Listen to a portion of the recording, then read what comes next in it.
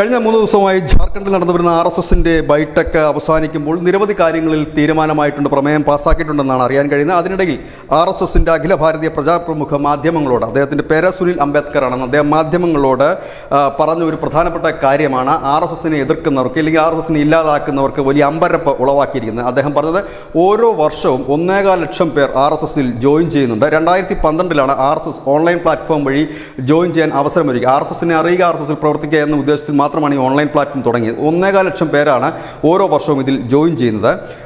ഈ വർഷം ജൂണിൽ മാത്രം 66,529 പേർ അതിൽ അംഗങ്ങളായി കഴിഞ്ഞിരിക്കുന്നു.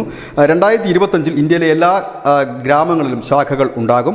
58,981 മണ്ഡലങ്ങളാണ്, ഇത് RSSന്റെ മണ്ഡലങ്ങളാണ് രാജ്യത്തെമ്പാടുമുള്ളത്. 2024 മാർച്ച് വരെ ഇതിലെ 36,823 മണ്ഡലങ്ങളിലും ശാഖകൾ സജീവമായിരുന്നു. നഗരങ്ങളിൽ ഇത് 23,649 ഇടങ്ങളിൽ ശാഖ നടക്കുന്നുണ്ട്. ഇതിൽ 14,645 ഇടങ്ങളിൽ നിത്യവും ശാഖ നടന്നു വരുന്നു. മറ്റിടങ്ങളിൽ ആഴ്ചയിൽ ഒരിക്കലാണ് ശാഖ നടക്കുന്നത്.